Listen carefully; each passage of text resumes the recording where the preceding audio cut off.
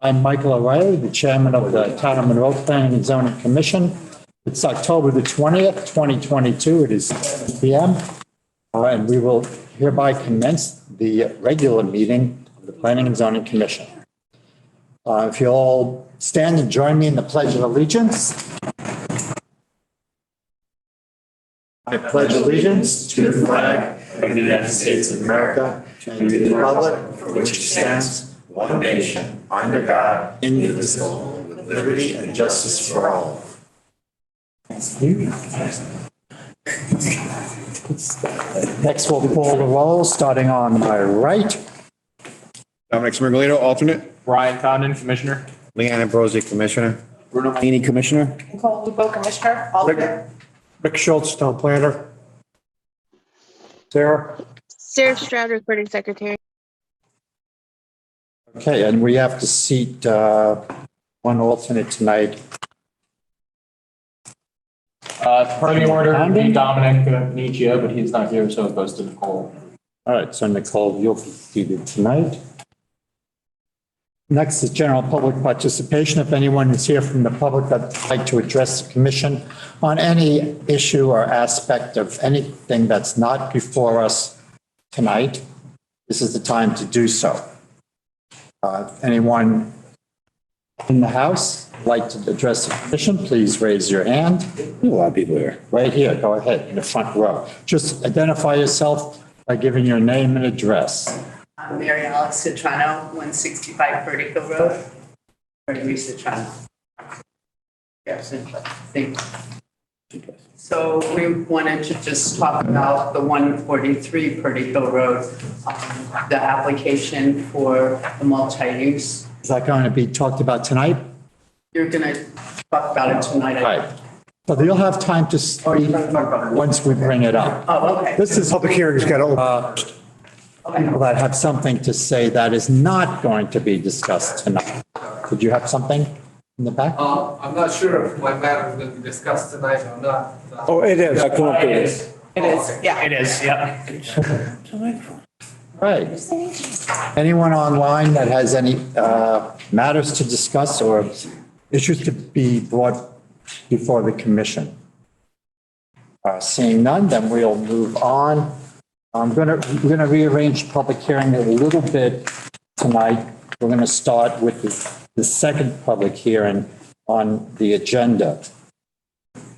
That is SCP 2022-07, file number 16478, 786 Main Street.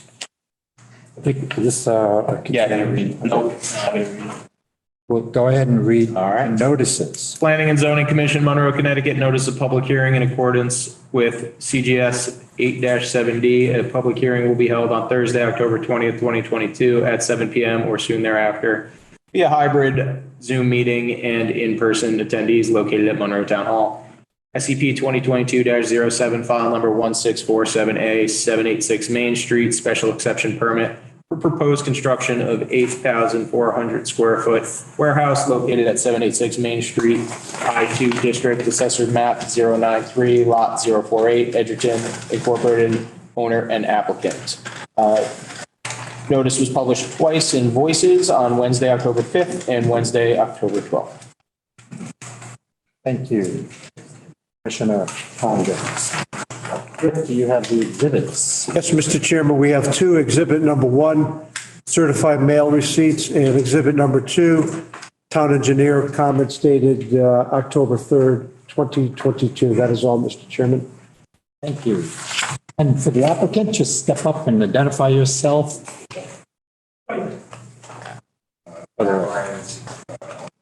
Edgerton, 786 Main Street.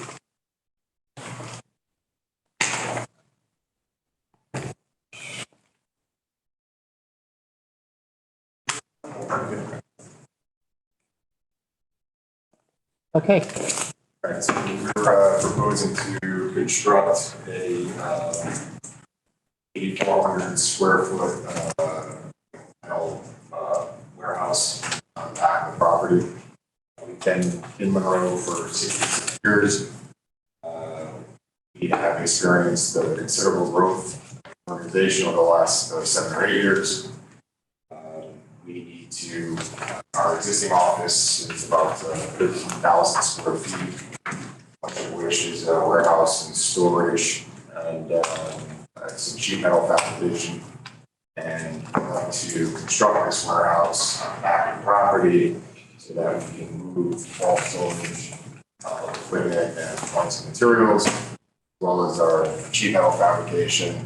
And then that's phase one, and then phase two down the line will be, that'll allow us to create additional office space inside the office for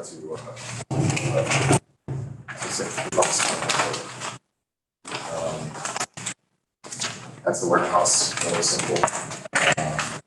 All metal. And I think you guys have the plans.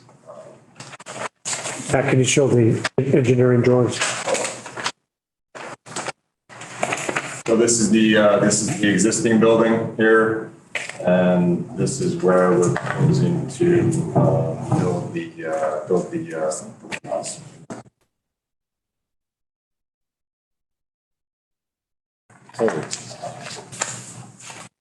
Very nice. I'm glad you're finding success in Monroe and leading to expand. That's Great to hear that. Thank you. All right, so let's go with the commission, see if there's any questions. Let's start on my right. Just wondering what types of things you'll be storing in there, any chemicals or anything like that? Now, all HVAC related equipment, so we're talking units, outside condensers, air handlers, and parts that are service vehicles carry. We have 85, we have a fleet of 85, so there's quite a bit of movement of material or equipment on a daily basis. Thank you, that's all I have. And there's going to be a floor, right, on the concrete, like I was. There is, okay, all right, Sorry. that's it, thank you. No floor drains or anything in the floor? No. This is going to be behind your other building? Yes. So you don't need any screening or anything like that? You won't be able to see it? No. The road? Okay, you're going to remove that trailer, I guess. You have a trailer there? There's Exterior? it's a trailer that we rent right now in order to store some of this stuff. Get rid of that? Yeah, that'll be gone. Yep. You didn't add any parking spaces, you couldn't exist. We added a lot of parking. Did, right. So that's, the engineer had no problem with the parking or anything, Rick? Nope, and he's recommending approval with the bonding and the minor changes. Inland Wetlands has approved it. Okay, that's all I have.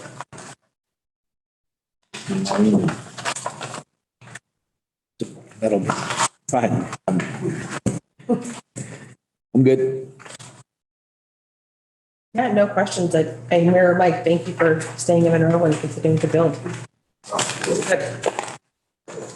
Okay, as this is the public hearing, we'll next go to the public. Are there any members of the public here tonight or online that would like to address the commission on this application? Any members of the public would like to address the commission on this application? Please make yourselves known. Hearing none, we'll go back to the applicant. So how would you like to proceed now? You want to close the hearing? Yeah. All right. Great. Very good. Thank you. I have no questions. We'll close the hearing.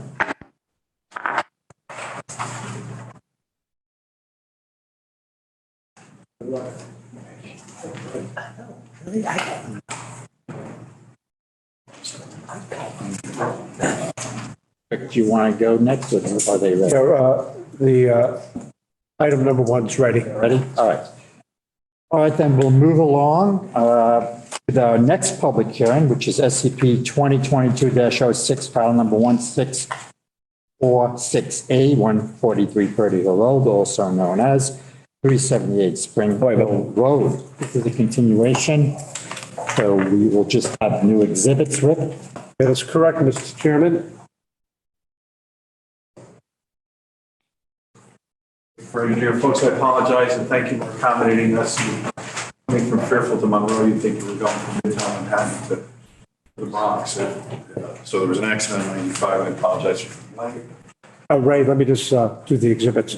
Yep. Exhibit number 2 is the deferral letter. Number 3, engineering comments. dated September 14th. Revised plans dated October 19th, 2022. That is all, Mr. Chairman. Okay, then for the applicant, Chairman. identify yourself for the record. Raymond Riccio, from Mitchell Riccio, 10 Sasko Hill Road, Fairfield, Connecticut. For you, which is my client. So let's see in regard to this property. Sorry. At, on 375 Spring Hill Road, also known as 143 Purdy Hill Road. I'm trying to think if we either want us to use a board or have Tim Poole, who's our engineer with us, just share the screen and. I can share that. That'd be better for everybody online to. If you can share it, he'll trace along with us. Thanks to bring up our site plan.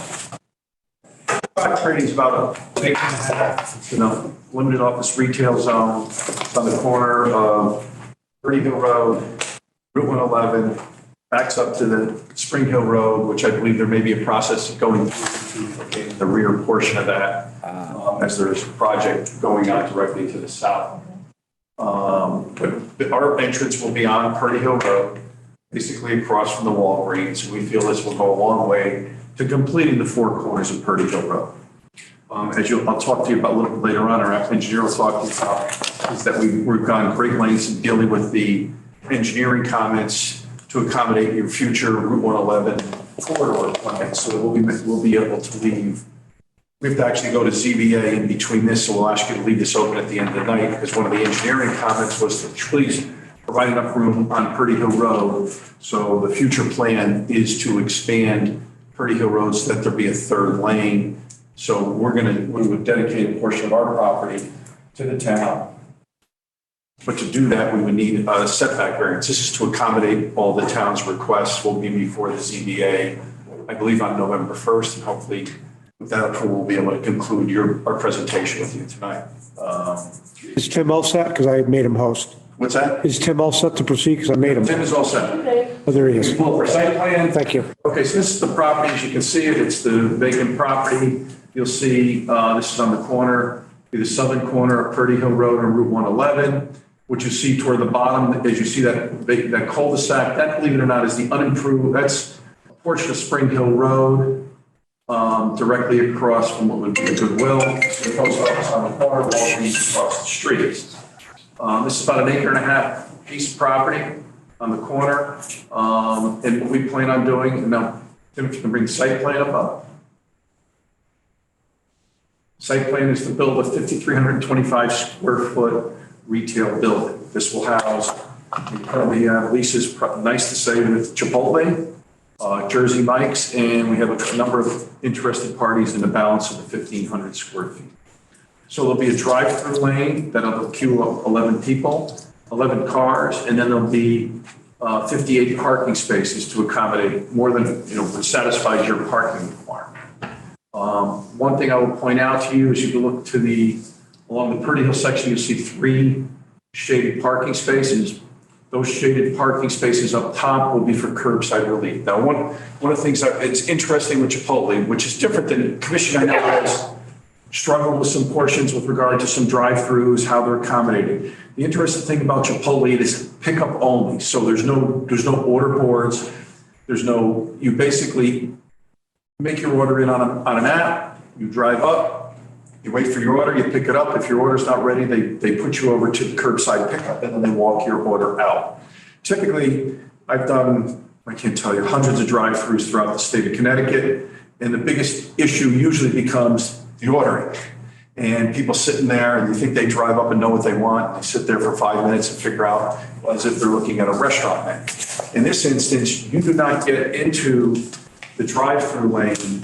And really, it's a drive-through / pickup lane. So there's no order board. Your order's been ordered. You've been given a time on your app with time to pick it up and when it'll be ready. And then you go into the queue. Our client currently has one in Torrington. They even, believe it or not, have never had to really use the curbside pickup, because with 11-person queuing. With typically, and it also, the nice thing about this, when you have such an efficient manner for pickup, is it lessens the demand on the bypass lane. Typically what happens, people get in a drive-through lane, they're waiting. They get tired of waiting, they move over to the bypass lane and go. We won't have that issue because basically, first of all, we also have, and it's only pickup, and they're told what time their order will be ready. So it's been very successful for Chipotle. Chipotle is very well known. I would hope would be welcome use in Monroe. Jersey Mike's is a sit-down 1,500 square feet, which will go adjacent to the Chipotle piece, which is on the corner. And then we have 1,500 square feet of which we have a ton of interest. The property will be serviced by public water. Sewer will be taken care of on site. We had met with significant meetings with your town engineer, and we believe we've satisfied all his concerns. His biggest issue was, and that's what CBS. Maybe you can come overhead again, Tim, to just show the improvements that the dedicated area that we're going to put to the town. So one of the big things was, if you can see that red line, in your traffic study and in the study for the Route 111 corridor, there was the suggestion that at some point, somewhere down the road, because of all of the development, good development, like we like to see in commerce that's being put forth on Route 111, that there might be an additional lane, turning lane that might be required on Purdy Hill Road. So what we're doing is providing enough area so that if the state of Connecticut or the town of Monroe in the future ever wants to dedicate to improve that, they have the ability to do it without causing a taking from our property.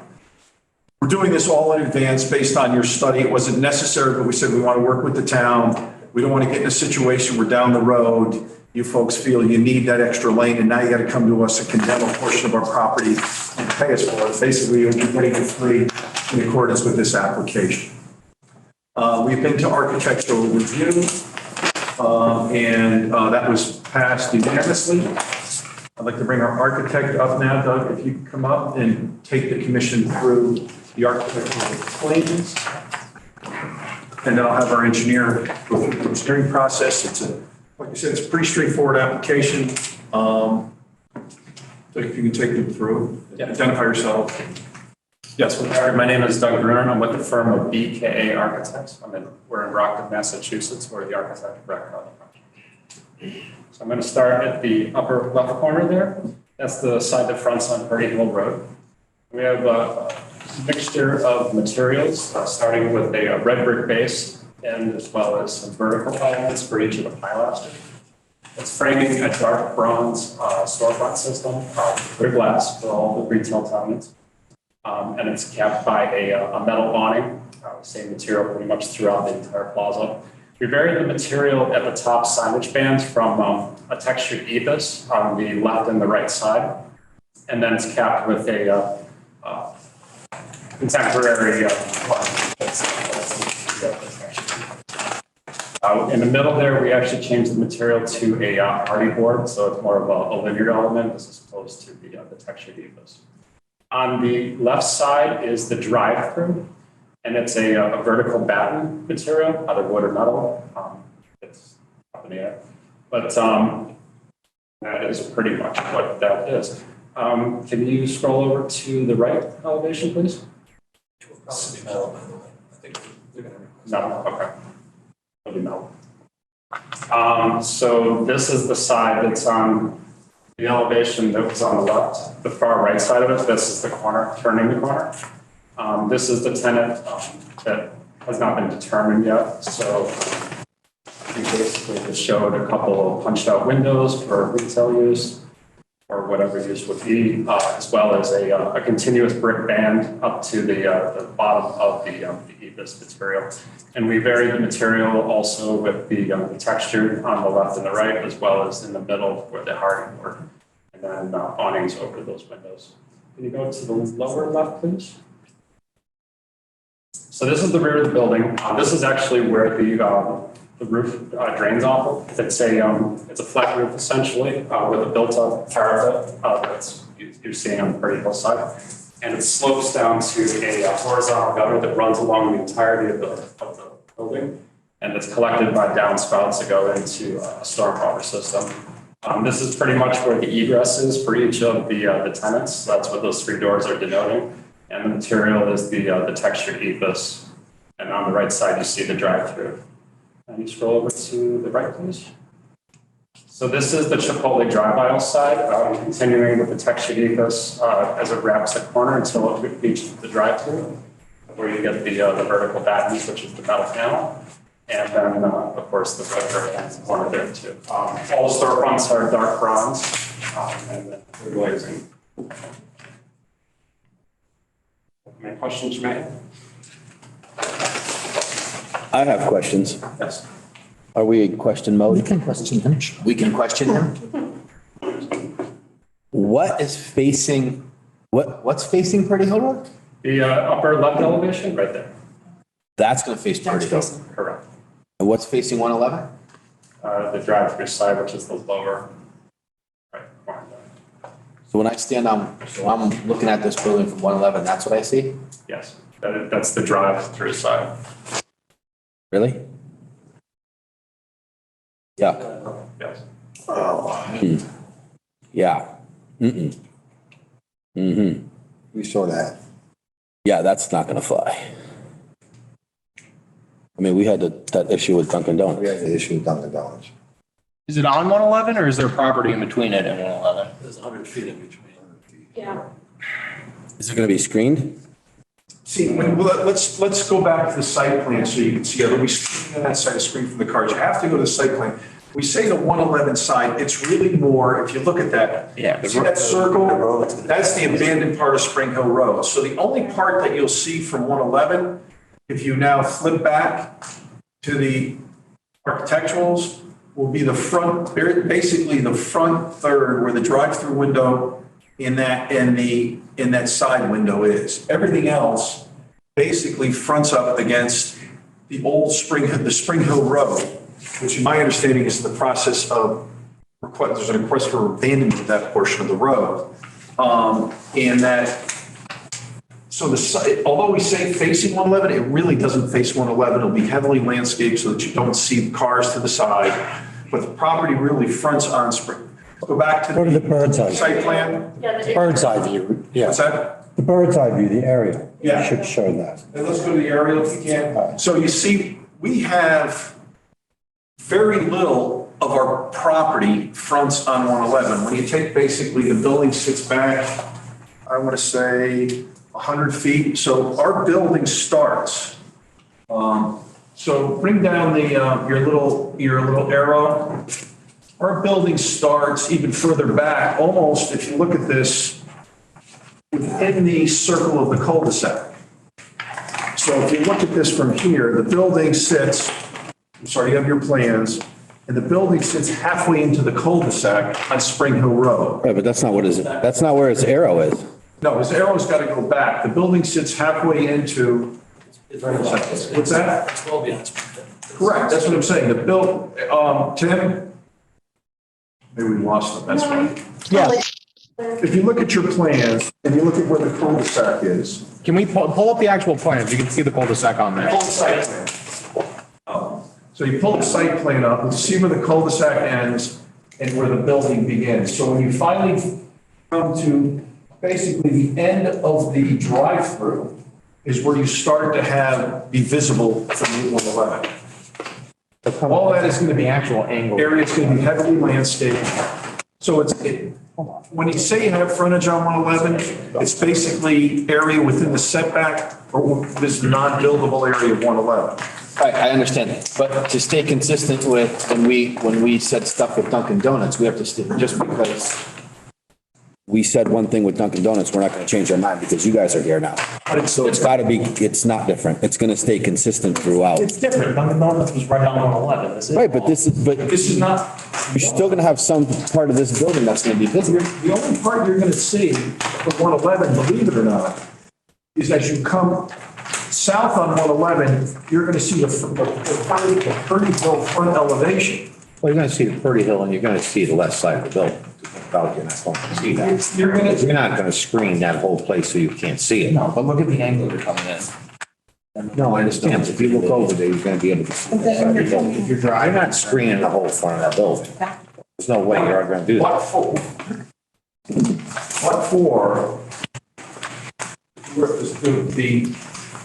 This cul-de-sac on Spring Hill Road is, our frontage on 111, maybe 75 feet that exist in front of where the drive-through exits.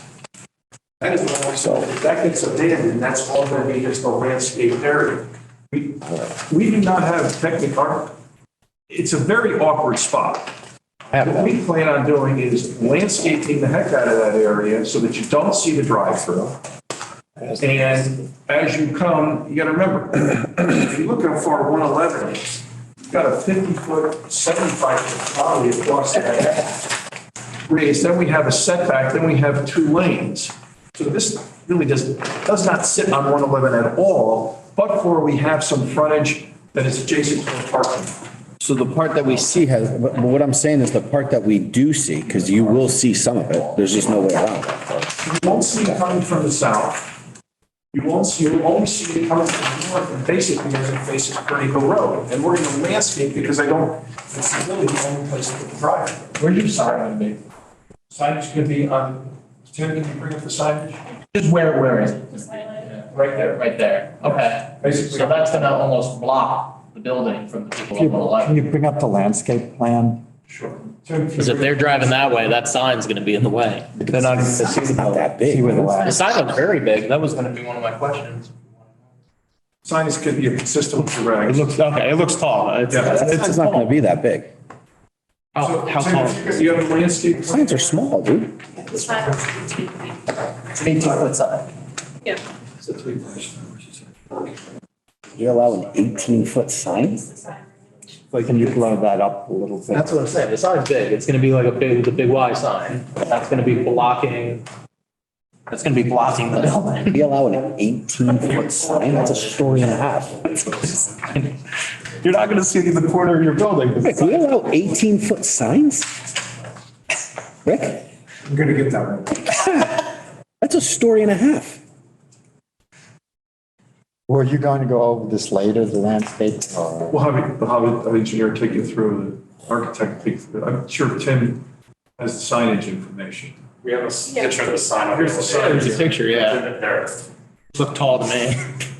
His way up. 18 feet of brick, prefab. And is there gonna be some planting around the base of it? Correct. You're not gonna see the building from 111. That's gonna blow. Even if you're coming northbound? If you're coming northbound, Northbound, you're definitely not gonna, because you're gonna have all the other property. He's southbound. He's not gonna close all this up. There's no way. They want to be able to see that building. He's not gonna- Look at the angle of 111 southbound though. you have to remember there's a whole public road between 111 and this building. And a cul-de-sac, which is even wider than your typical 50-foot traditional public road. That all sits between the building and Route 111 and landscaping on the other side of the Yeah, cul-de-sac. there's a building here, there's. You're gonna landscape the whole Not front. directly abutting Yes. 111. Yes. Right, you're gonna landscape the front of this property. You're gonna landscape it on the 111 side, no? You're gonna make that Yes. grass Oh, and yes. do all that. So Yes. you're gonna open that up. It's gonna be opened up, right? Well, let's see your landscaping plan. You have At one? the intersection? Sure. Yeah. Oh, Mr. Chairman, the 3 different sign heights. Ground sign 8 feet, pole sign 20, freestanding 20. All right, so it's under the The 20. commission has always preferred the ground sign at 8 feet. So that's something that you may want to convey tonight. All right, okay. You can go ahead. Go on, Ed, with your presentation then. I want to backtrack to the list. Yeah, let me. There's a tall sign down by the Noble gas station, has one of the big tall gas sign in front of them. So it's consistent with the area. Oh, that gives the gas price Tall all. one.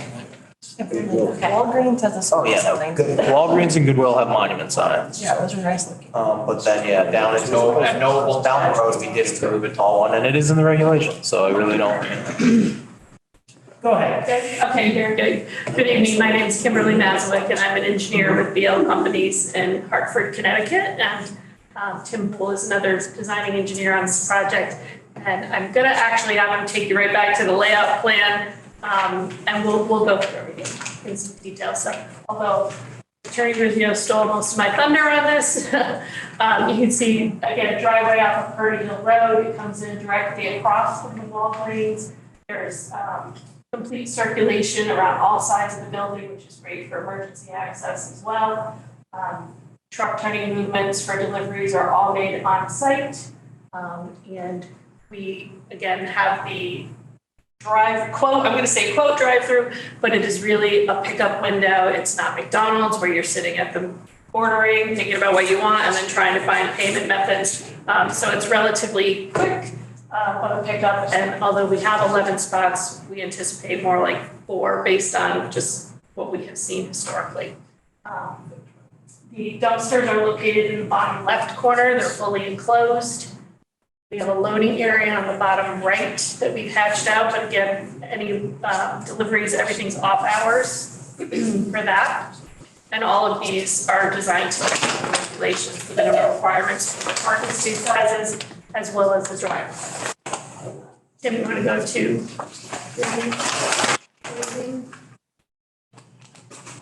Can you say that again? I couldn't hear. Oh, sorry. Actually, before you go from here, I just want to mention one of the things that came out of some of the collaboration with the town was adding a decorative stone 2-foot-high wall along that top right corner for some kind of visual interest there. Okay, Tim, go ahead to the grading and drainage. So for the stormwater, going under existing conditions, point in the bottom left corner here, and everything's out onto the street into the drainage systems. And with the proposed improvements, we're able to mitigate any potential increase in runoff by implementing dark gray shaded area, which is a subsurface retention basin. So we'll retain the stormwater runoff and then slowly release it into the existing drainage system that's in Purdy Hill Road. Water that from the developed areas, from all the paved areas, is collected in catch basins that have deep puts on them as well, just for water quality treatment. And those lines discharge into that subsurface tank. They have a hydrodynamic separator to ensure that we're providing the proper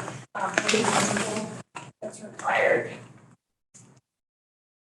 All right, I'm going to go to utilities here as well. So if we start on Purdy Hill Road, the water line connection is just domestic. This is a single-story building. It doesn't require a fire suppression system. So this will just be domestic water, and it comes into the bottom left of the building. And then while you're at the bottom left corner there, you'll see that's where the sanitary sewer discharges. You have a grease trap, and then the tank and a pump station, and it goes over to the left where Tip just highlighted in green, which was the only spot that we were able to get a valid perk on. So that is why that's in that location. And then if you go back to the bottom right corner, you can see, electric and telephone, they come off of the existing overhead wires and poles that are right along the turnpike, and it comes down and into the back corner of the building. The gas will be a propane tank that we have on kind of like the bottom right side of the building there. And it's protected by bollards as well. And then, of course, we have site lighting throughout here, and you can see some of the poles. Tim, if you want to go to the photometric plan, you can. Basically, at the perimeter of the parking, the lights, there's 18-foot mounting height LED with dark sky compliant and cutoff fixtures and whatnot, so that will all be facing towards the building. And just to keep in mind, when it comes to lighting and everything, we've got a lot of existing vegetation that's remaining that's just an additional buffer. And this whole site really is screened, and we'll talk more about it when we go to the landscaping plan, but that's Tim's highlighting. All that existing vegetation is remaining in place. So that's just a nice added extra buffer. And then on the left side, where that septic field is, it's a natural high point. It's 10 feet higher than that parking field. So, and it has on the retaining wall that's there, there's a 4-foot fence. So it's highly screened from that as well. All right, Tim, you want to go to landscape? So our landscape architect designed this, providing a variety of trees and shrubs and ground cover throughout. And you can see along the frontage along Purdy Hill Road, we'll do that first. That's just to help screen and buffer the parking along that side. We have it also in front of that 2-foot high kind of decorative seawall type of thing there. And then some trees in strategic locations to try and help with the screening. And again, all that existing vegetation on the bottom, the bottom and kind of over around on the right side is all going to remain. So that will all provide a good buffer there. I have a question. I'm full of them. You said, what were you talking about with the 11 spaces? And you expected only 4 of them to be used, or was it? Oh, yeah. We're, Right there, you got like 50.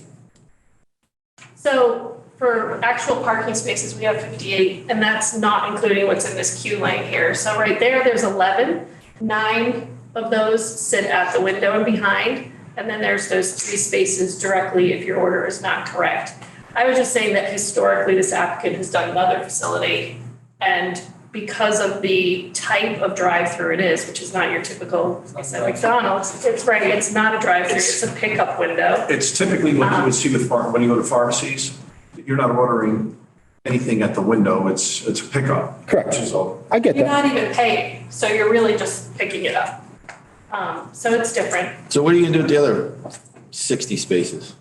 Well, Jersey Mike's, which we hope at least are very successful and very happy about that, it does not have a drive-through, and then we have another 1,500 feet. So Chipotle is a little. They won't use a lot of parking spaces. What's that? They probably will not use a lot of parking spaces. But they also, they want enough parking because they do, buildings, there's areas 23 to 2,500 square feet. They put a decent amount of, sit down. And if you've been to Chipotle, I know I will go in and sit down there. I don't know if it's basically because most of the times that I've been there, they're rolling out this, insisting on this pickup windows now. But, Chipotle, a lot of people also like, it's different than McDonald's where you don't go in the kitchen and say, I want cheese, I want some bacon, I want some onions. You get it, people go in there and kind of make their order as they walk down the line. So we felt it was very important to have, and Chipotle feels they want more parking than you would normally require.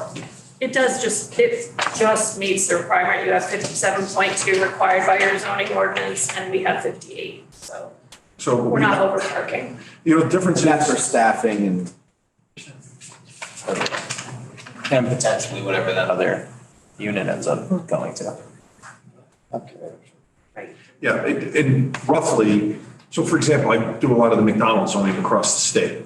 They have now gone to almost 70% to 80% drive-through. Chipotle's still more in the 35 to 40 pickup. And the idea being it's fast food, but it's like a hybrid fast food. It's not, and one of the nice things about Chipotle is people walking through and be able to tailor their order, which you won't be able to do at the window. You're picking up, that's it. Okay, go ahead. Really, that's it. We touched on the landscaping, the specific species and everything we have spelled out on the plan in the bottom right. We touched on lighting and everything. So do you have any questions? Yeah, let's go to the other commissioners here. I'll start on my right. Can we just I'll take you real quick through, at least put it on the record, she'll take you through a quick traffic analysis. Yeah, so Go ahead. Tim, do you want to bring up that sheet that just shows the additional lane, the extension for Purdy Hill Road? So basically, during our conversation with the town, we found that there was a historical traffic study available stating that there was a need for an additional left turn lane on Purdy Hill Road. We're the town to come to an agreement and an understanding that we will grant them the property and work together to get a variance on the front parking setback. But there's still 10 feet there that you can see with the measurements. Yep.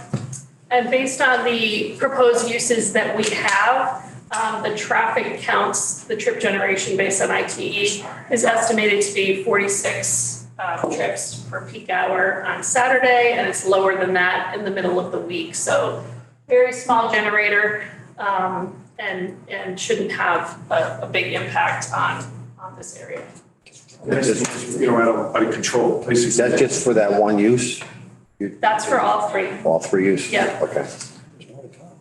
I'll add one thing, because I know you've had some, I don't want you to think we're trying to cheap out on one side of the building. If we can go back to the elevations, we're certainly willing, as a condition of approval, to wrap the pickup side with the same materials that you have on the front. We're not, this is not a cost-saving thing. No. If it feels it gives you the consistency, consistent with what you have at Dunkin' Donuts, any visual that you have as you come on 111, whether it's now or in the future, what we'll do is we'll put the brick along the lower portion and put clapboard along the top. And you watch, any window that has will have the same awnings that you have on the front. So basically, we'll wrap with the same material except from the back, which you won't see, which is the pickup. That will make the commission comfortable. We're happy to do that as a condition of approval. And then you have, at least if you ever have any issues, your consistency runs through town, up and down 111. We don't think it's an issue. Architectural review didn't think so, but the commission feels strongly about it. Yeah, architectural review also like Dunkin' Donuts facing a medical center too, so. Yeah. So we're here with you guys now, and this is not a cost-saving thing, and frankly, for us, as my client was talking about, having the so-called stucco on the side, if things are, it's more maintenance, everything else. We're happy to put up the brick.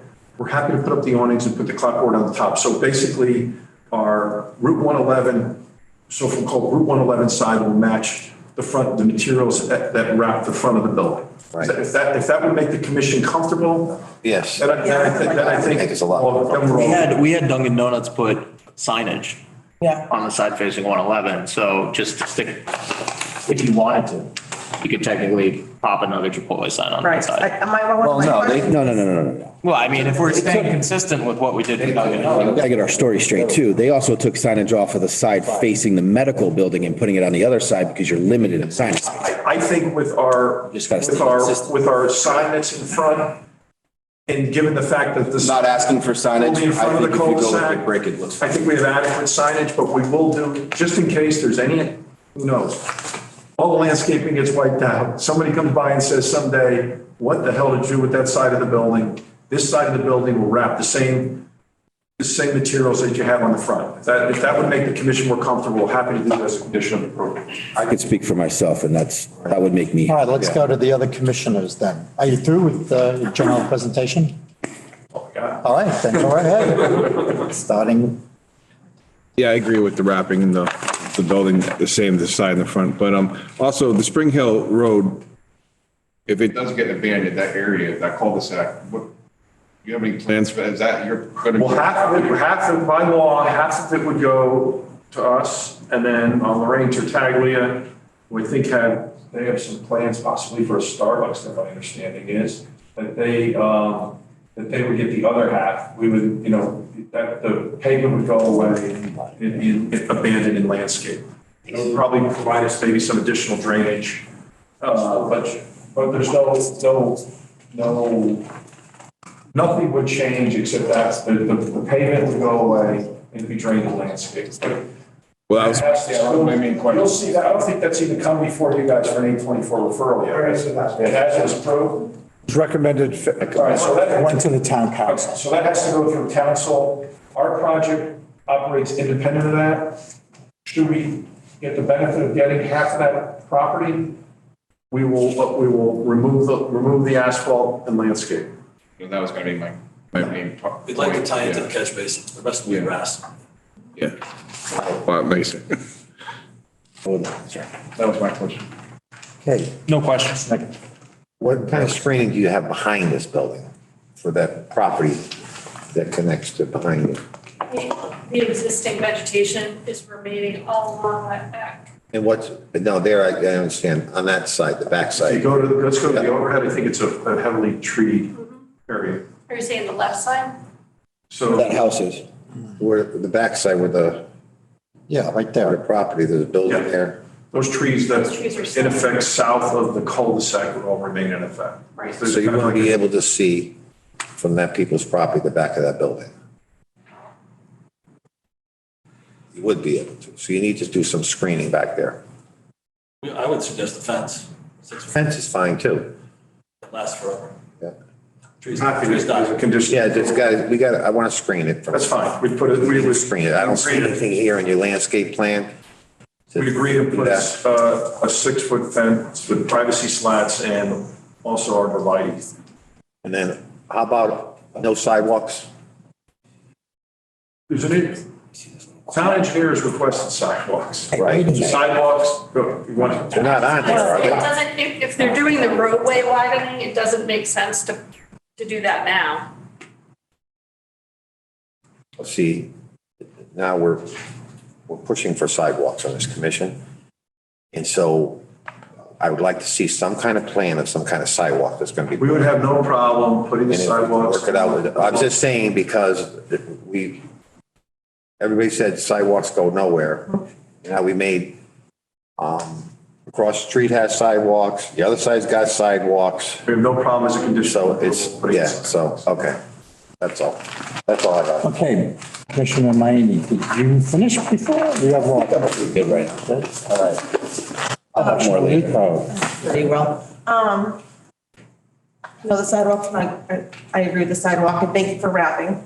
Just want to confirm, because I think I missed it, where are the dumpsters located? I just want to make sure the neighbors are not going to hear right there.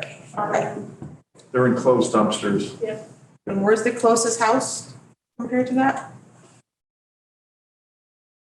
I don't know if you can see it on there too.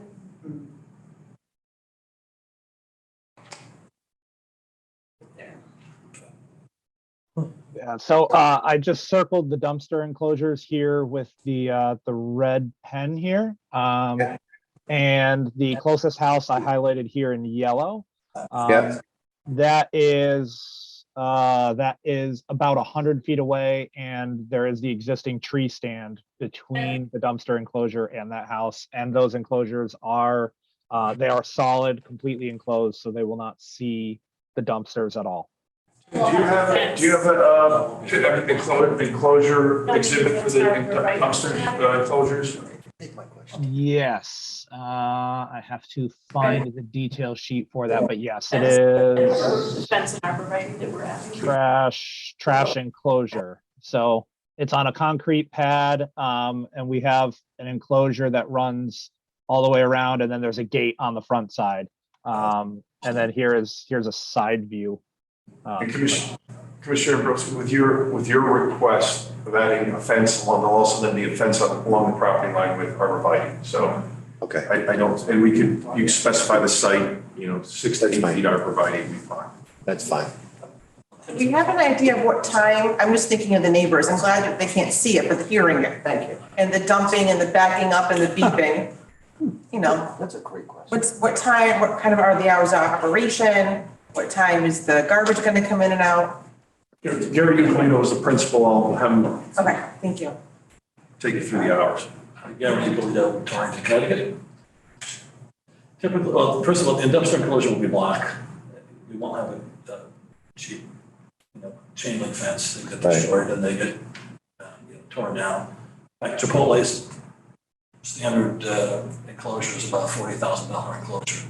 The block, the concrete, and their count with their bollards, which are, I think they're 12-inch bollards or 14-inch bollards. Their garbage pickup, they open at 9 o'clock and they go until Torrington 9 o'clock. In Watertown, they're going to be 9 o'clock. I would think the same garbage pickup would be the same time, before around 8 o'clock in the morning at Torrington. Jersey Mike's, they open at, I want to say 10, no sooner. Might even be 11. I don't know who's going to be at the end. Verizon, we talked to some telephone stores. But drop off, I'll be honest, I've never seen the drop off in Torrington. They don't have tractor trailers, they use smaller, I don't want to say a box truck, but it's about a 50-footer that pulls in before they close at night, so probably about 8:30, 9 o'clock. There's no really overnight deliveries there. No, it's not overnight. Right, and you don't have, You're not going to have any garbage pickup there overnight, right? Not overnight, no. If they're not open, they don't want to pay for staff to receive. No, I'm just saying that this, so. If you could find it. That's what, Yeah, my concern is the noise for the residents right there. I think it's great they have a good enclosure, but it's the sound of the beeping, the backing up, the crashing, so I want to make sure that their quality of life isn't impacted too much. Hours of operation, garbage. How often would they come to pick up the garbage? Is it a daily thing?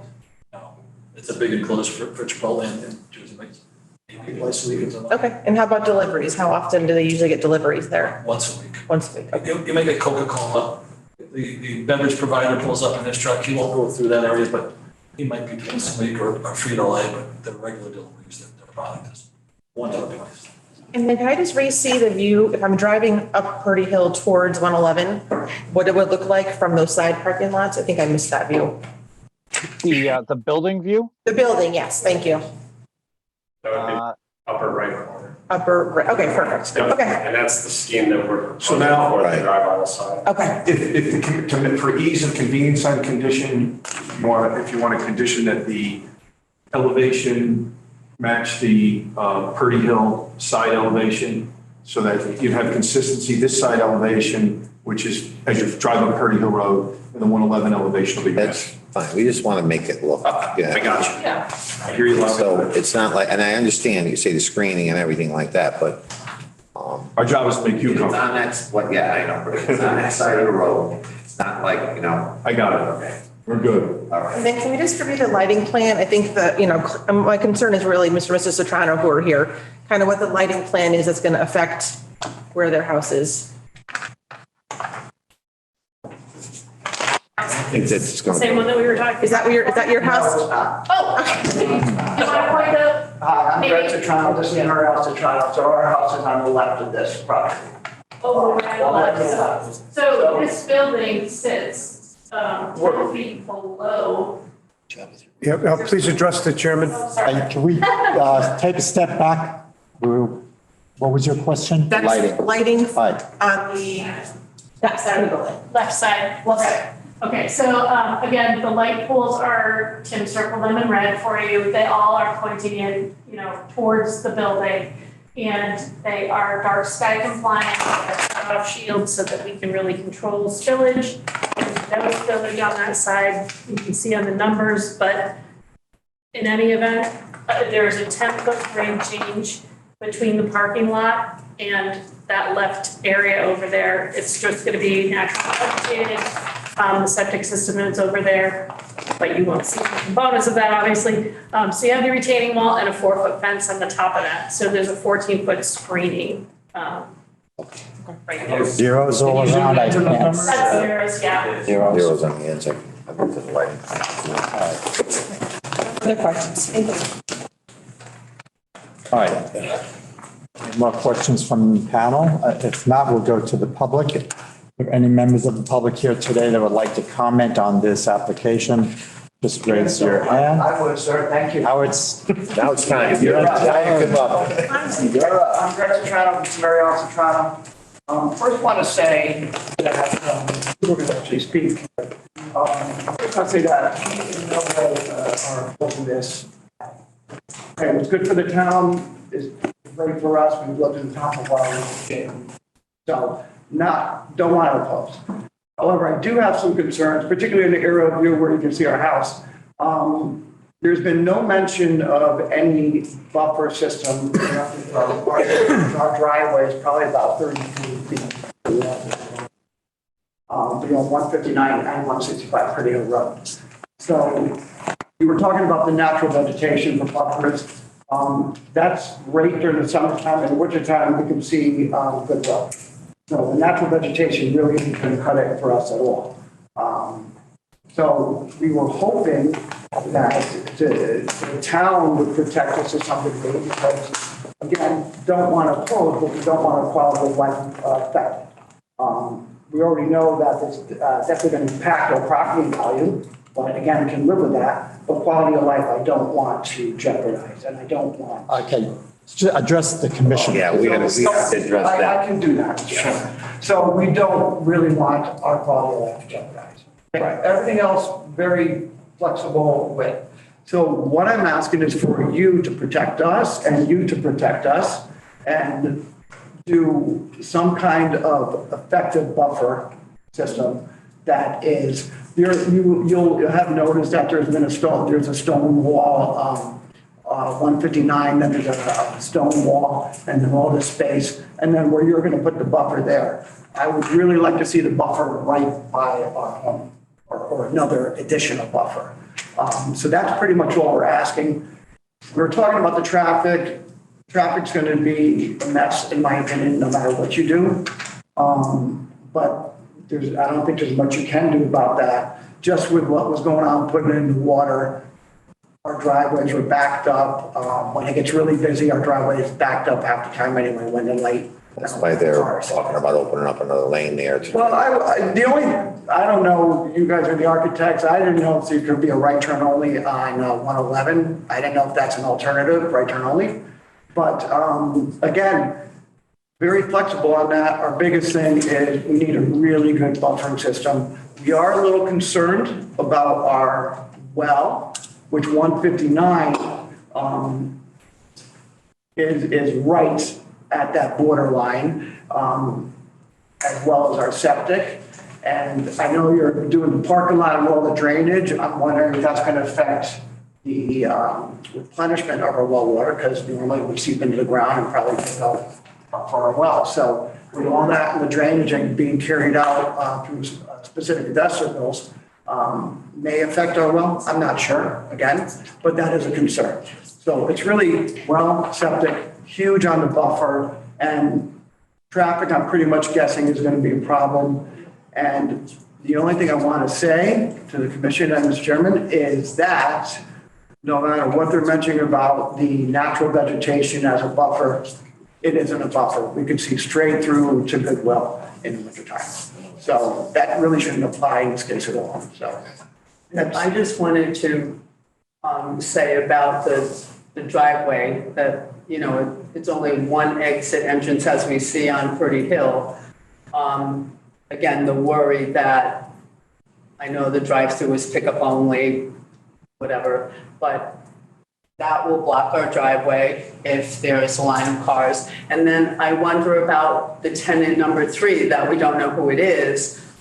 Should it be another food place? Will there be a drive-through maybe later on? Is that something that could happen? I don't think they could add another drive. I don't think they're gonna add it. It's not gonna be able to add it. I just worry about that. No, that's.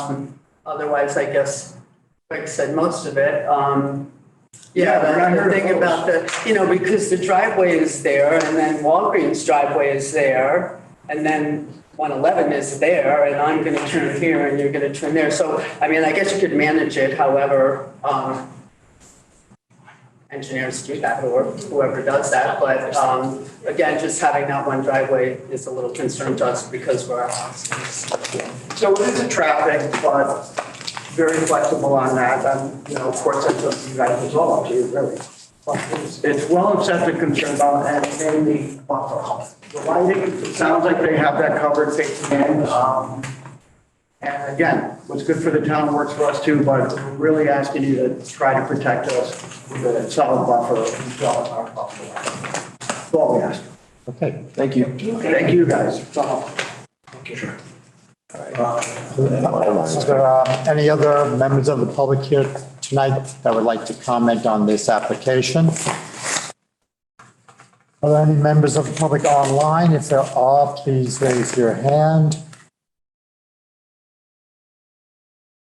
Okay. If not, then we'll go back to the applicant. Do you have any thoughts on addressing the buffer? For 30 years, one thing we want to do is keep neighbors happy.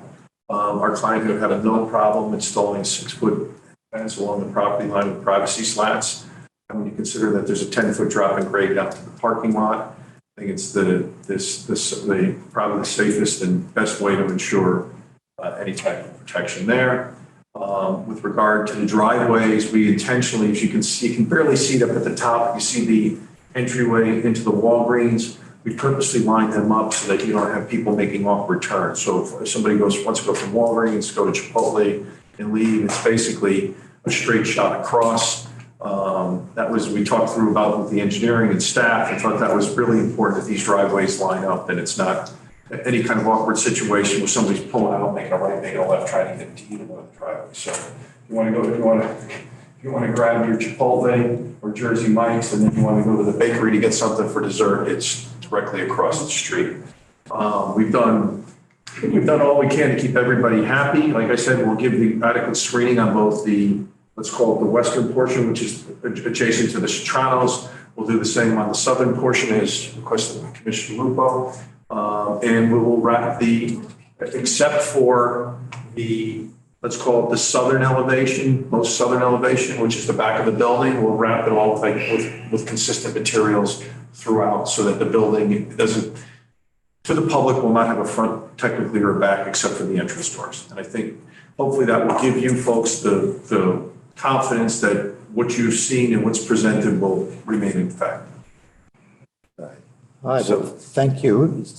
You've been very agreeable. I've learned after 30 years not to fight. We're used to fights, let me tell you, on every issue, so. Just make sure that the neighbors have adequate screening and that they're happy with the screening that you have there.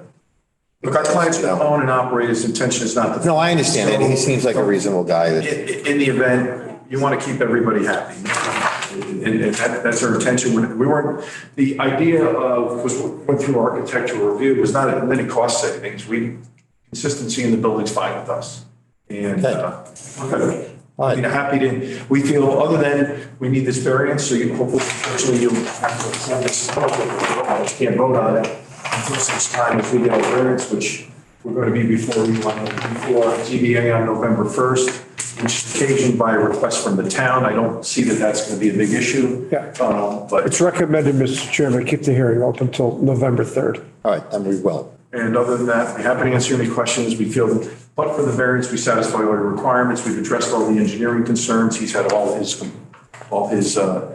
comments have been addressed. And his big issue, once again, was just protecting this town for the future because he didn't want to end up in a situation where it's recommended, he lets it go by, and then you got to come back and pay us for the land in the future when you can get it for free now.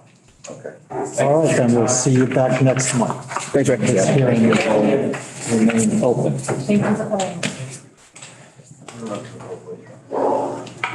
Next, we're going to go ahead with the RAA 2022-03. This is our zoning text amendment.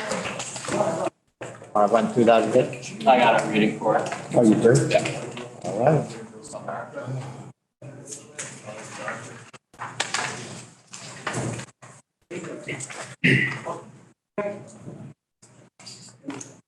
Planning and Zoning Commission, Monroe, Connecticut, notice of public hearing to be held October 20th, 2022.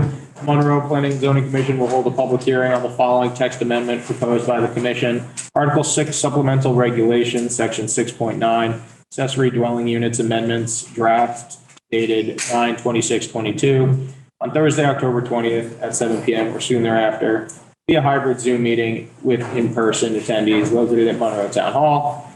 Notice was published twice in Voices on October 6th. Oh, no, sorry, twice in the Connecticut Post, October 6th and October 13th. Thank you, Commissioner Condon.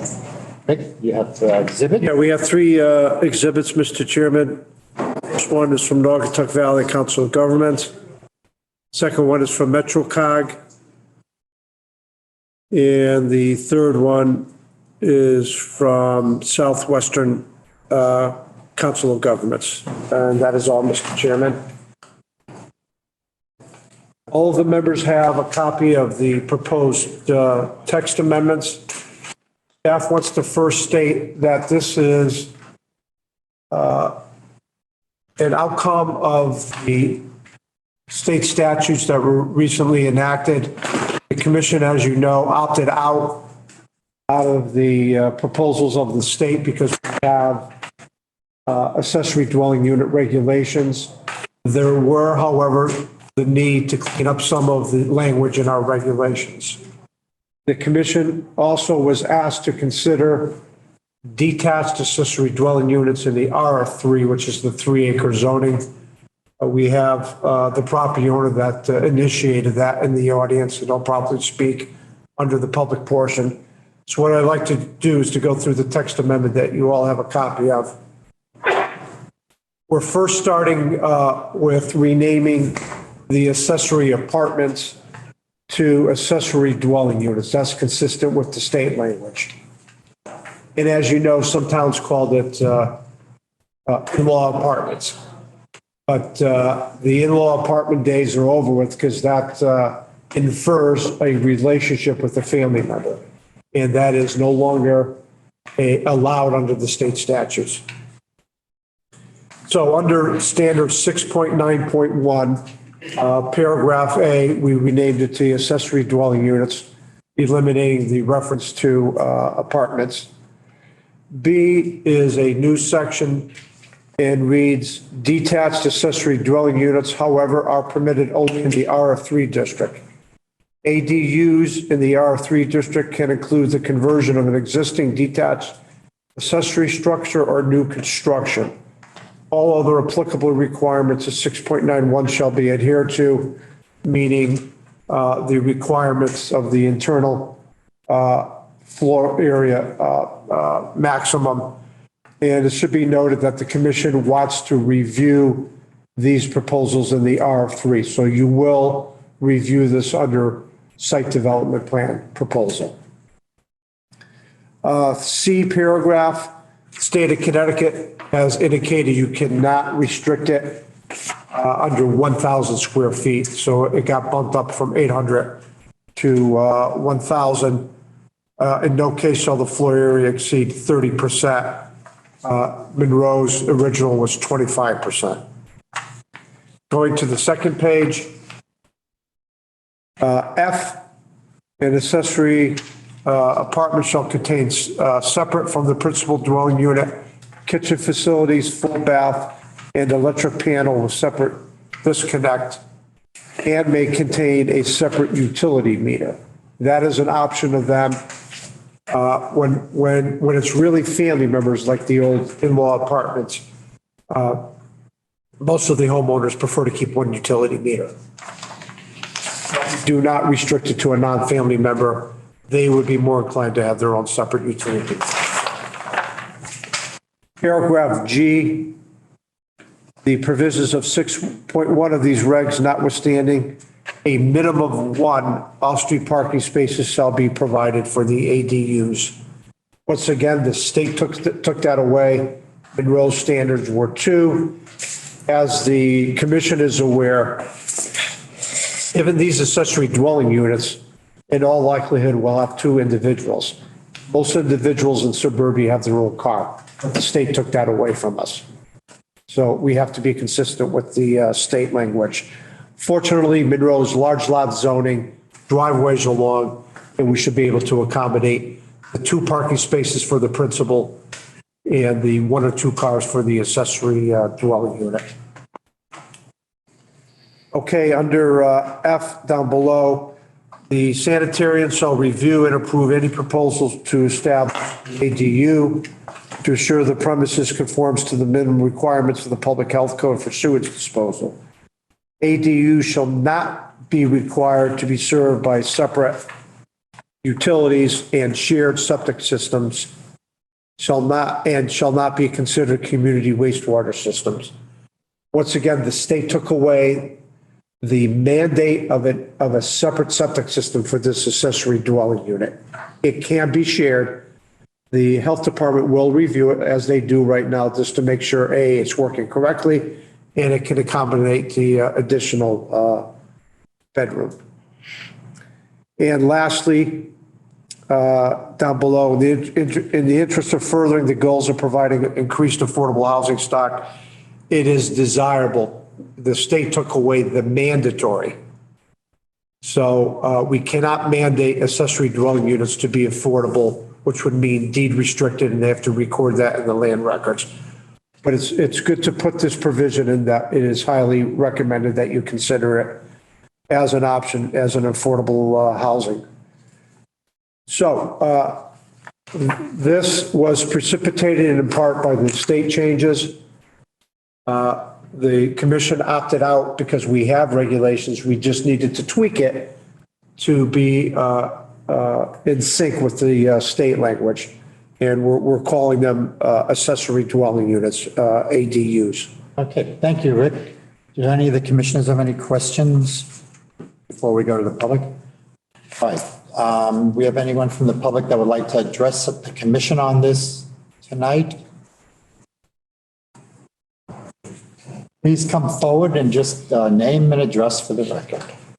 My name is Safi Ranzapal. I own the property on 97 Jewelry Road. I've come for a commission previously. I'm expecting a little baby child. We'd like to build a separate dwelling, whatever the law allows us to do it. We have plenty of land to do it, and I've brought up a little picture of what I'd like to build there. Oh, nice. Yeah, can you show that to the chairman? Because they eventually will see that. You'll probably be the first applicant under these new regulations.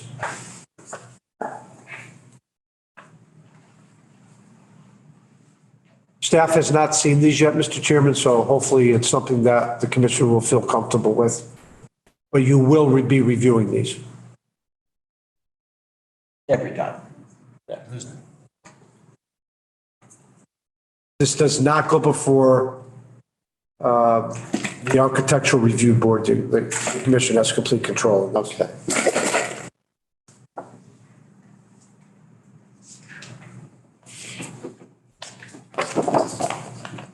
All right, then are there any other members of the public here that would like to comment on this text amendment? If not, then we will close the hearing. Thank you. Is that extra copy? I'll make another call. Okay, thank you. Yeah. All right, we're going to move on to subdivision and site development plan reviews. We do have a continuation tonight, SDP 2022-01, file number 151, which is 754 Main Street. Are there any other exhibits for that, Rick? Yes, Mr. Chairman.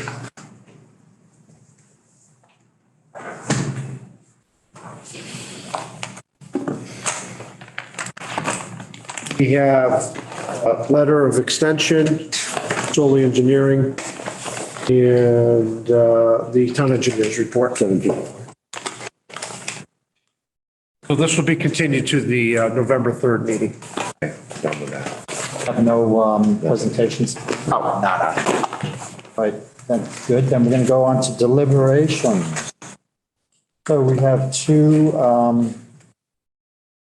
hearings that were closed tonight, ours and the warehouse. Let's start with the warehouse. Yeah, staff has provided a draft resolution. You all have a copy of it. We have a draft approval in front of us for 786 Main Street. So on this, we have O'Reilly, Maini, Ambrosi, Condon. And did you were here for the? I was. All right, and you're here too, then. All right, so we heard most of it tonight. Are there any questions or any discussion? There wasn't anything that we thought of as conditions of approval during the presentation. Yeah, no, I mean, you're gonna have a floor on the record. Yeah. It's More fine. familiar with them. He's gonna move the trailer out of the way. Yeah. I'll make a motion to approve SCP 2022-07 file number 1647A as drafted. All right, we have a motion. We need a second. I'll second. Have a motion and a second. Is there any further discussion? If not, we'll call the roll, starting on my right. Condon, yes. Ambrosi, yes. O'Reilly, yes. Amy, yes. Lupo, yes. Okay, then that 786 Main Street is approved. Next, we have our text amendment, which we've been working on for some time, and you all heard tonight. We have a draft approval in front of us. This is O'Reilly, Miami, Condon, Ambrosi, and Lupo. Any discussion? No, sir. I just have a question. Questions? I know we did this last time, mailboxes. Is there going to be a separate number for It the? should be a separate address. Do we put that in here? Okay, 911, I'll put that in the resolution, yeah. Okay, I can- Add, That in there, about that. Okay, so add a separate mailbox. the, Yeah, that was for medical. Separate address. the police and fire concurred with the commission on that. Okay. Right. And then what about her?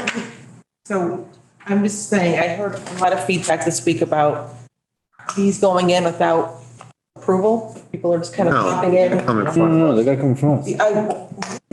There's absolutely probably illegal Right. that's happening Okay. throughout the, And when they refinance or they sell, It's going to get found out. Okay. yes. All right. the assessor's field card actually has a line that says in-law apartment. I asked them this week to change that to accessory dwelling unit so that the terminology is consistent. And we start with that document first. We make inspections, and then we continue. But we have an application form. Okay. That application form is going to be modified for the RF3 because you're allowed detached structures, and that has to go before the Planning and Zoning Commission. So if a resident wants to file a complaint or concern that one of these exists and is illegal, what do they do? They come to the zoning Come to department. zone, Yeah. We get them weekly. Rick, these are only one bedroom. That is correct, yeah. 1,000 square feet total. No, well, we don't need to talk about that one on the record. Right. He's gonna have to come in front of us, yeah. I just wanted to be clear, that's. Oh, yeah. That's all. All right. Then Chair will entertain a motion to approve With the noted the address change. address, yeah. Changes in the numbering of the house. Okay. Motion? Yeah, I'll make a motion to approve zoning regulation text amendment for accessory dwelling units, Article 9, Section 6.9, RAA 2022-03, file number 1023E as drafted with the additions. Okay, I have a motion. Need a second. I'll second. Motion and a second. Is there any further discussion? No, sir. I'll call the roll, starting on my left.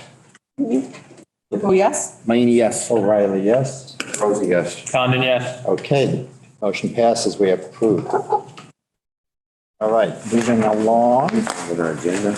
There are no new applications. I think that's all we have to deliberate Yeah, on. that's it.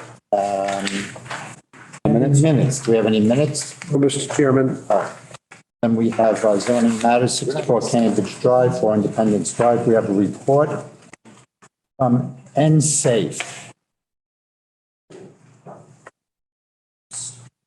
Hey, Mr. Chairman, before Bill speaks, the commissioners have before them a copy of the executed contract with NSAFE, a copy of the resolution that was adopted, and a copy of the minutes relative to the 2-year permit.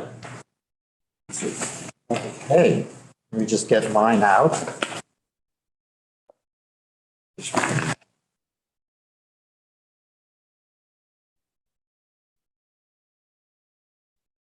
Very good. All right, so just name and address for the record. Yep, I'm ready to share that for you.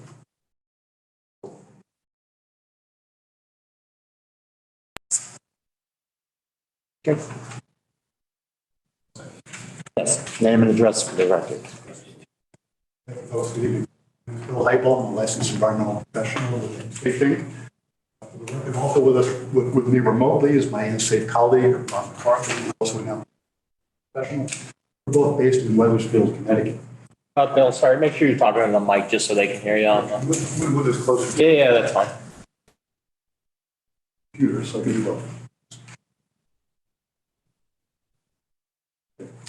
Well, thank you for having us here tonight to provide an update on the 64 Cambridge Drive, 4 Independence Drive project. Really, we'll just go through, the agenda is, we'll go through briefly the scope of work which is out in front of you, and then we'll touch on the various tasks that we're conducting. Wetland restoration monitoring, the backfill and grade restoration, material sorting oversight, and then the grade restoration.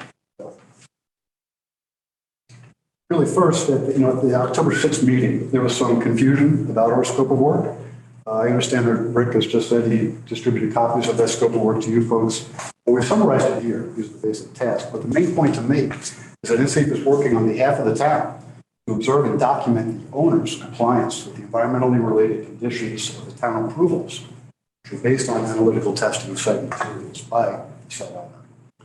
I would like to make clear the responsibility for any additional testing and making decisions about the use of material on site anywhere is really strictly the owners, not the towns, nor InSafe's. So I'll now briefly summarize the observations with respect to the test. I know this isn't really your bailiwick, but we are also monitoring the well and wetland restoration. The system was up for several months. It was down. The irrigation system was down for a couple of months through September. It is back on now. And I understand that you are taking measures to make sure it's up and running. Of course, we're back into a wet season. It was running during the dry season. The next task really is the backfill and grade restoration, which has really been completed because that was based on reaching elevation 411 on site. And that was done using only on-site materials and was accomplished in late September. So now that the fill is out of the water table, for the town approvals, the owner started using the material from that mixed debris pile. Here's just a view of the quarry area before they started using the pile. So there's elevation 413 plus or minus. It's been surveyed to a minimum of 411. So they were ready to start using the mixed debris pile for the approvals. So now they've moved on to using mixed debris piles. So we started this task. The material requires crushing and sorting due to a large volume of concrete in the pile. So we're processing about 1,000 cubic yards a day, but recently added another crew and equipment.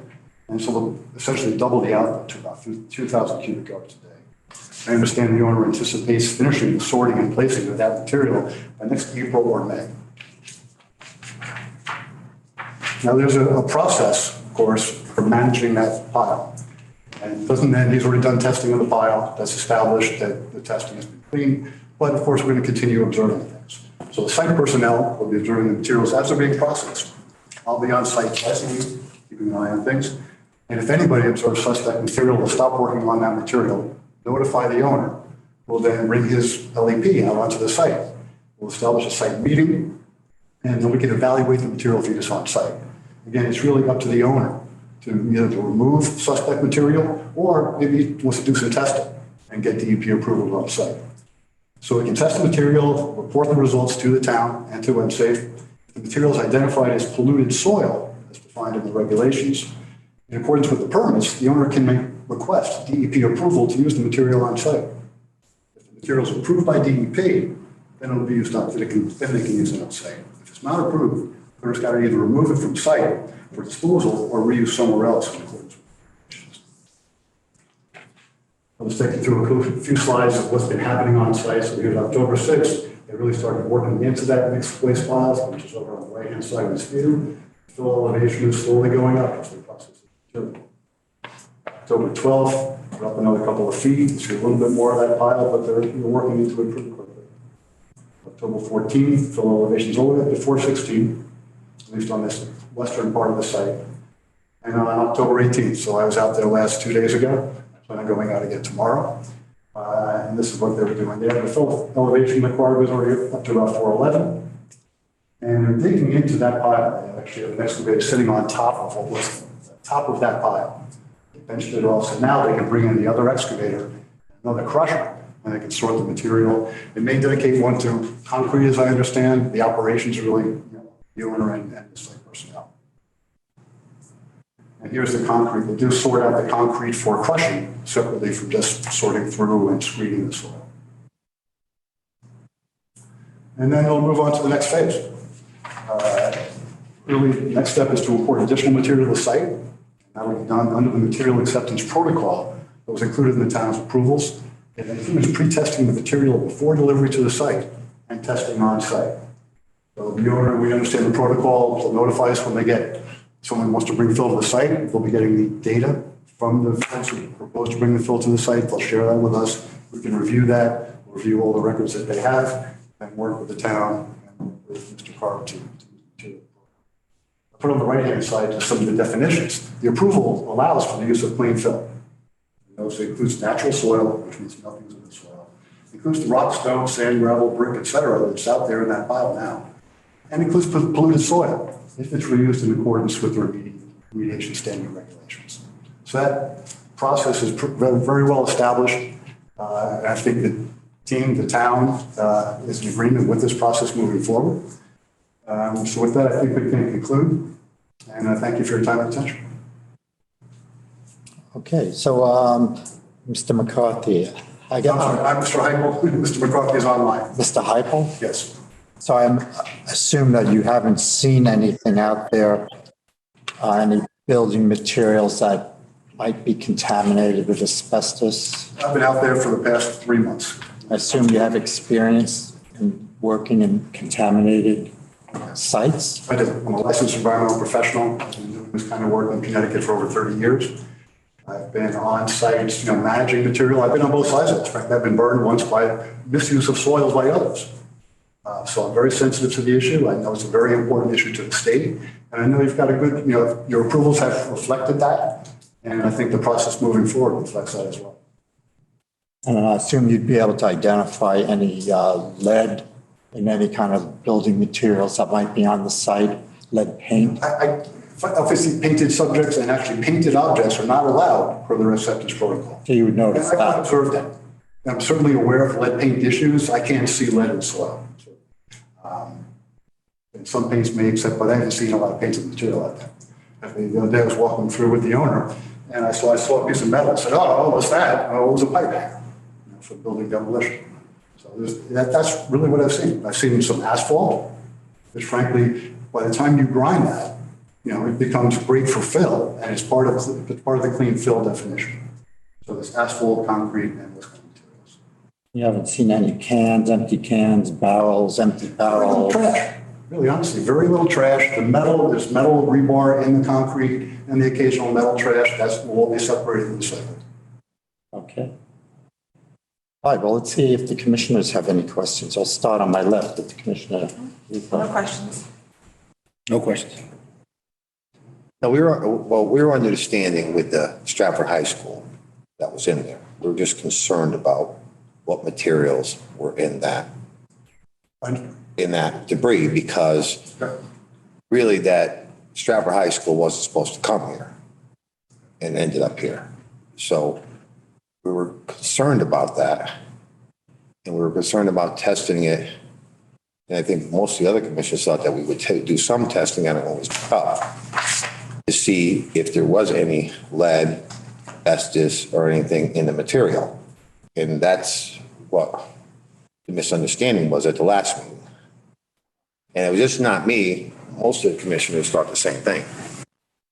And so that's what our concern was. And I know Mr. Carp inherited it, but we were concerned about that material that was buried. And asphalt, we had a little concern about asphalt. I'll put asphalt ground too. So I don't know how much asphalt is going in the ground. I understand, based on the approvals and everything I've heard, there are several piles of asphalt out there, asphalt millings and asphalt chunks. That material can only be used as a subbase for new asphalt. Right, not to be put into the. Correct. Right. That's all I want to know. Commissioner Condon? Any idea how many tests were performed originally? Would you know that? Yes. On specifically the Stratford pile? Yes, I believe, and I believe that your LEP might be online who could speak more to it, but from the report that I read, there were 13 original test locations and an additional 8 for lead. They did find some elevated lead, which frankly wasn't above direct exposure levels, but it was enough that they went and did some more testing, and then they used statistics to say, okay, this meets criteria, it's the acceptance criteria, it's acceptable for use. Okay, so the pile, again, was tested at least 13 times. Yeah, at least 13 samples. Frankly, the geographical distribution and vertical distribution was decent. They went to the bottom of the pile. They went 43 feet deep, to get samples. It wasn't just on the surface, scratching the surface. Gotcha.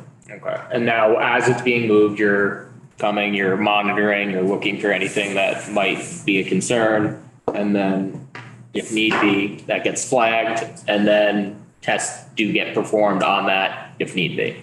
if need be, if he wants to use it on site. Yeah. You know, if he decides. If it's just of concern, you could say, get it out of here. We don't even want to deal or worry about it. And his LEP, and of course, Mr. Schultz and I will be consulted and will be.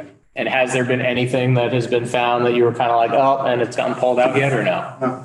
No. Okay. Thank you. Frankly, I've spoken with, people on site, and they're knowledgeable as well, and I believe that they're diligent. So we'll keep an eye on, we're training actually. Be aware, be observant of the materials, and if you see anything, doesn't look right, call it. I got one question. Commissioner Smirglino? No questions.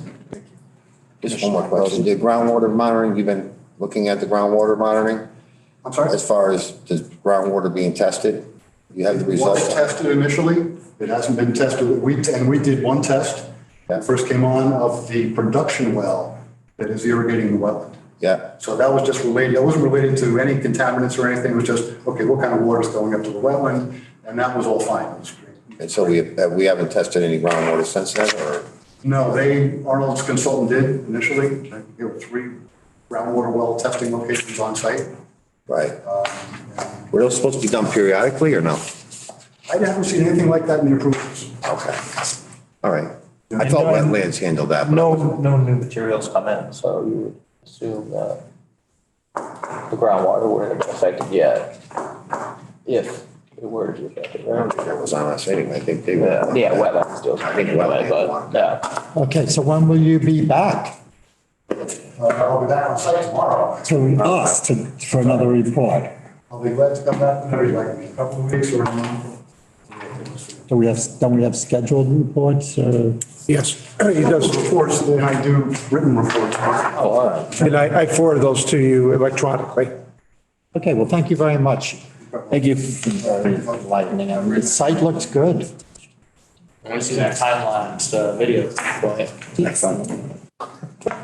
All right, so we're going to move on to correspondence. I don't have any correspondence. Oh, yeah, Mr. Chairman, we need to schedule a zoning regulations subcommittee. Is your preference next Monday? For what? 4th? We have a couple small items. For the What? What do you want? Or hang on, the regulations need to be constantly reviewed, so. Okay. No. Oh, we have to continue with the Mike, dog. Mike's retired now, like he must. Yeah. All right, so what dates look good? 24th or the 31st? You want to do the 31st? Yeah, that can't be the 31st. This month? Next Monday? I'm not on the board, I can't answer. 31st? I say yes to all of them and I never show up. Only if you guys show up in costume. Whatever you want, Halloween, 31st. Can we do it, Do any day you want. I'll do whatever. Doesn't make a difference. November the 7th? That's fine. November 7th. Monday, November the 7th? How does that sound? Okay, Sure. Roll all this out. at 5:30, Mr. Chairman. Well, 5:30, sounds cool. 5:30. I'm writing it down.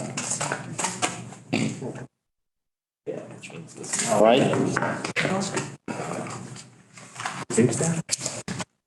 Anything else there, Rick? That is up, Mr. Chairman. Other commissioners have anything to report? All right, I have nothing to report, then. Motion to adjourn. Entertain a motion to adjourn, and I have a motion. Second. And I have a second. You are hereby adjourned